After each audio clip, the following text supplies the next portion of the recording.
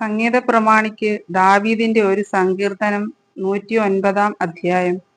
എന്റെ പുകഴ്ചയായ ദൈവമേ, മൗനമായിരിക്കരുതേ. ദുഷ്ടന്റെ വായും വഞ്ചകന്റെ വായും എന്റെ നേരെ തുറന്നിരിക്കുന്നു. ഭോഷ്കുള്ള നാവുകൊണ്ട് അവർ എന്നോട് സംസാരിച്ചിരിക്കുന്നു. അവർ ദോഷവാക്കുകൾ കൊണ്ടു എന്നെ വളഞ്ഞു, കാരണം കൂടാതെ എന്നോട് പൊരുതിയിരിക്കുന്നു. എന്റെ സ്നേഹത്തിന് പകരം അവർ വൈര്യം കാണിക്കുന്നു. ഞാനോ പ്രാർത്ഥന ചെയ്തുകൊണ്ടിരിക്കുന്നു.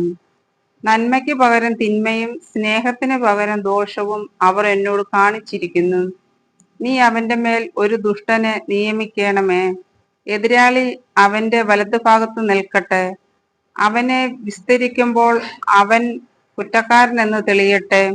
അവന്റെ പ്രാർത്ഥന പാപമായി തീരട്ടെ. അവന്റെ നാളുകൾ ചുരുങ്ങിപ്പോകട്ടെ. അവന്റെ സ്ഥാനം മറ്റൊരുത്തൻ ഏൽക്കട്ടെ. അവന്റെ മക്കൾ അനാഥരും അവന്റെ ഭാര്യ വിധവയും ആയിത്തീരട്ടെ. അവന്റെ മക്കൾ അലഞ്ഞു തെണ്ടി നടക്കട്ടെ. തങ്ങളുടെ ശൂന്യഭവനങ്ങളെ വിട്ട് ഇരന്നു നടക്കട്ടെ. കടക്കാരൻ അവനുള്ളതൊക്കെയും കൊണ്ടുപോകട്ടെ. അന്യജാതിക്കാർ അവന്റെ പ്രയത്നഫലം കൊള്ളയിടട്ടെ. അവന് ദയ കാണിപ്പാൻ ആരും ഉണ്ടാകരുതേ. അവന്റെ അനാഥരോട് ആർക്കും കൃപ തോന്നരുതേ. അവന്റെ സന്തതി മുടിഞ്ഞു പോകട്ടെ. അടുത്ത തലമുറയിൽ തന്നെ അവരുടെ പേര് മാഞ്ഞു പോകട്ടെ.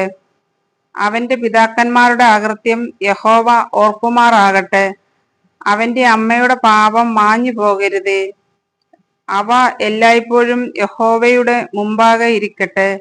അവരുടെ ഓർമ്മ അവൻ ഭൂമിയിൽ നിന്ന് ഛേദിച്ചു കളയേണ്ടതിന് തന്നെ. ആമേൻ.